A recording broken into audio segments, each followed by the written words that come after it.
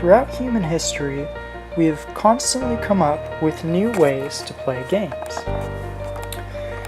The game of pinball has been constantly evolving over the past 100 years. From the introduction and refinement of flippers, to electrification, and further to solid-state electronics and dot matrix displays. Unfortunately for pinheads everywhere, a threat emerged, which occurred in the late 20th century, which almost ended the game as we know it. As video game technology improved, the ability to play games anywhere greatly detracted from the allure of the arcade. Fortunately, this explosion technology also brought with it an evolution in pinball. Now, pinball was everywhere again. However, no matter how good the software looks or is, playing with one of these or one of these just isn't the same. Pinheads everywhere wanted to play pinball the old-fashioned way. All that was needed was one more evolution. One that will take pinball to the modern era. Let us introduce you to this evolution, our 3D Pinball project.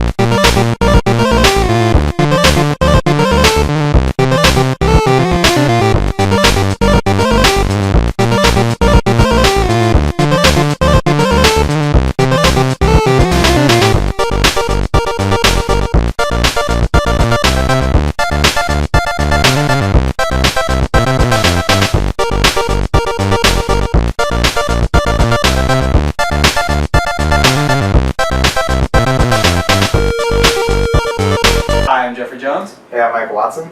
And I'm Jonathan Beatty, and we are Team 3D Pinball. Here are our engineering requirements. The first requirement is 3D facial recognition and tracking. We utilize a 360 Connect camera to track a face from 1 meter away. Our second engineering requirement is a pinball frame rate. The refresh rate of the pinball gameplay must be above 15 frames per second. Our third engineering requirement is the adjustable pinball cabinet height. the cabinet must adjust at least a half an inch. The fourth engineering requirement is a cold start boot. The goal of this requirement is to start in 40 seconds.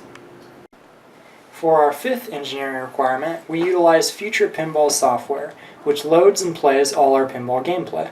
For our sixth engineering requirement, we required a minimum of 4 pinball tables that the user can select and play from. Our seventh requirement instituted pinball cabinet heat control. If the cabinet reaches 52 degrees Celsius, then a minimum of 20 cubic feet per meter will initiate to cool the inside of the cabinet. Our eighth engineering requirement involved button response and plunger response, which we set to 100 milliseconds to ensure that there would be no lag between the user and the pinball table. For our ninth engineering requirement was related to plunger retraction speed. We set that to 1 second to ensure that it wouldn't be sticking out during gameplay that someone could accidentally walk into. For our 10th engineering requirement related to our audio system, in which case we set the minimum audio pressure to 70 decibels to ensure that it could project sound throughout the crowd of people during gameplay. Here is our block diagram that we developed for a 3D pinball cabinet. Today I will be talking about the computer block, the facial recognition code block, the gameplay code block, and the enclosure block. First, we'll start with the heart of the system, which is our computer block. Our computer block has 6 different components. This consists of a power supply, RAM, a CPU, GPU, an SSD, and lastly, the motherboard. The computer pretty much interacts with every block at an optimal level, and you can clearly see this when you look at the GPU. For instance, it's a Radeon R9X series, and we specifically chose it for all of our 3D imaging and processing. Speaking of which, we'll go on to our facial recognition block. For the facial recognition block, we specifically interfaced with a 360 Connect camera, which tracked the user in XYZ space. Depending on where the user was, we implemented his position into our gameplay code so that the game adjusted in 3D space so that it appeared stereoscopic 3D, similar to how the Nintendo 3DS interacts. Next, we'll go on to the gameplay code. For the gameplay code, it was a pretty hard challenge, mainly because of all the scripting that was involved. For instance, we currently have approximately 30 different tables, which all interface with the Future Pinball front end, and all use advanced 3D imaging. So you can see it was pretty much a big hassle. But we got it together, and as you can see in our previous demos, it looks pretty fantastic. Moving on, we'll go to the enclosure block. The enclosure block was no easy feat either. We picked out all the wood ourselves and cut all of the wood with a laser cutter. The laser cut was based off of a bunch of SolidWorks files that we developed, which went through 4 different rounds to even develop the different blueprints that we wanted to choose. On top of that, we decided to coat it with a primer and then 2 layers of a flat black coat, finally adding a clear coat. This was to make sure that the finish really looked nice on our cabinet. On top of that, we added 4 different metal pinball cabinet legs, a metal enclosure which came around the glass which goes on top of the gameplay field, and a metal hinge so that the backsplash may hinge just like a traditional pinball cabinet. I know all of you have been admiring our little block diagram, so I'm going to have your focus shift up a little bit over to the button section. So notice that we have flippers, coin op, extra ball button. You probably can't read any of that, but what that means is that we have a pinball cabinet that has every button you can experience in any type of pinball cabinet you see in arcades, bars, if you're over 21, if you're under 21, whatever. I'm not judging. But the point is that we wanted to simulate a full experience that you would see in any other pinball cabinet. That's why we have these whole range of options for user. Now, this is only regular tap buttons. We also have a analog plunger, so when you pull it back and release it, it will actually create a force unique than a digital plunger which just says, hey, I've been hit. On top of that, we also have something called an accelerometer, where if you tilt it, nudge it, it will actually affect the gameplay and affect the ball depending on how you tilt it, nudge it, just like you would experience in a regular pinball cabinet. So while all these are inputs that users can interact with, they don't really mean anything until we do something with it, which is what leads to my next block. As you can see, each of these run into something called a microcontroller, and while it may show just one, we actually have two. One is called Freescale, and the other one is called a teensy. The reason why we use both is honestly because of a technicality, but to break it down, we use a teensy for just the buttons that you see way up top, versus the Freescale has an accelerometer built into it, and we can easily apply the analog plunger. So what that means is that we had to develop two unique codes for both.